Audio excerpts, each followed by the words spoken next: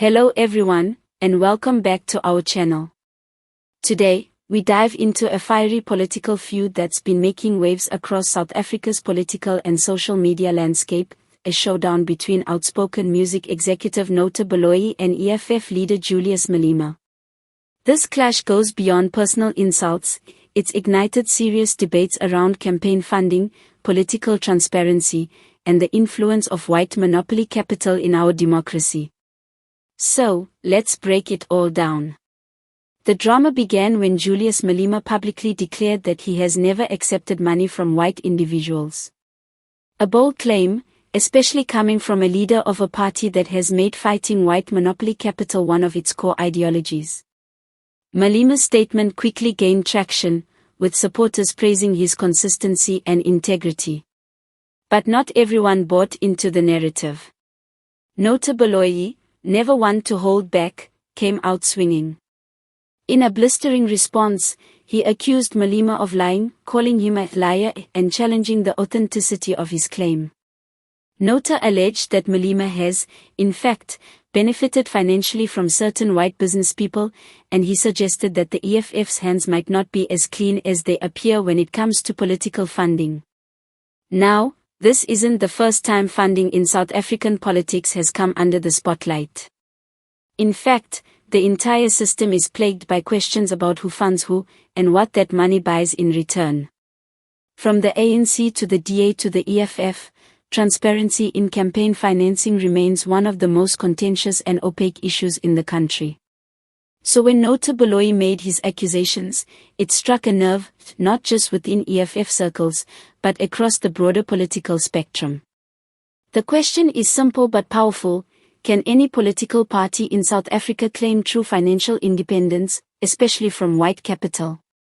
Malema, for his part, has often positioned himself and the EFF as champions of economic emancipation for black South Africans, routinely criticizing the ANC for selling out to white business interests.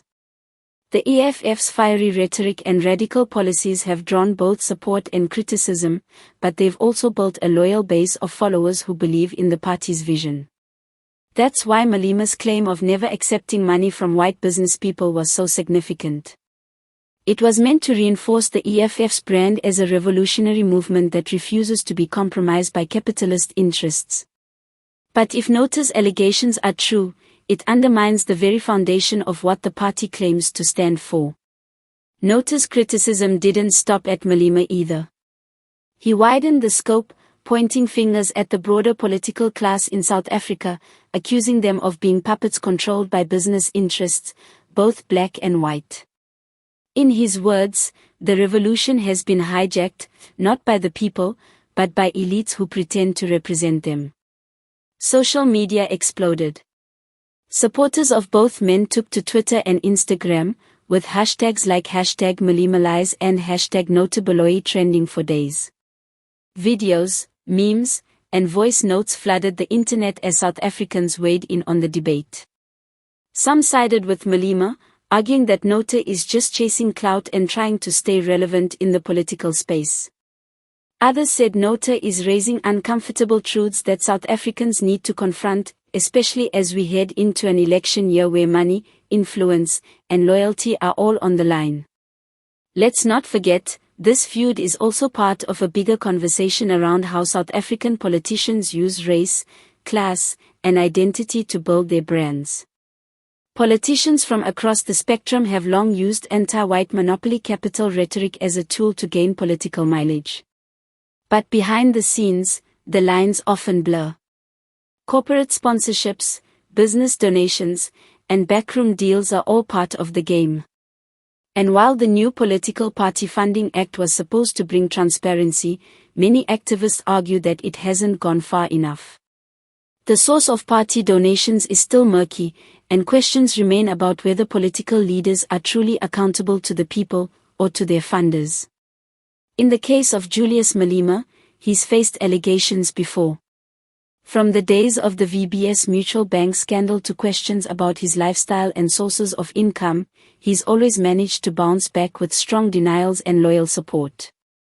But this new wave of scrutiny from someone like Nota Baloyi, a cultural figure with a growing political voice, could hit differently. Nota represents a younger generation that's disillusioned with the status quo. He's brash, controversial, and unfiltered. But he's also saying what many South Africans are thinking, that our politics have been corrupted by money, and that our leaders are not always what they seem. What makes this feud even more powerful is the symbolism. On one side, you have Malema, the radical politician, firebrand orator, and self-declared enemy of white capital. On the other, you have Nota, the industry insider turned political commentator, who's accusing the so-called revolutionary of being part of the very system he claims to fight. This isn't just a beef between two egos. It's a mirror reflecting the contradictions in our politics. It's a reminder that slogans and speeches aren't enough. South Africans want transparency, honesty, and leaders who walk the talk. So where does this all lead? The truth is, we may never get full clarity on who funds whom in South Africa's political arena. But what's clear is that the public is paying attention. The debates sparked by this clash have re-energized calls for stronger regulation, more transparency, and a serious conversation about the role of money in our democracy. And as elections draw near, these issues will only become more important. South Africans deserve to know who is backing their leaders, and what those backers expect in return. Thanks for watching. Don't forget to like, subscribe, and comment below with your thoughts. Do you believe Julius Malema's claim? Or do you think Nota Baloyi is exposing something deeper?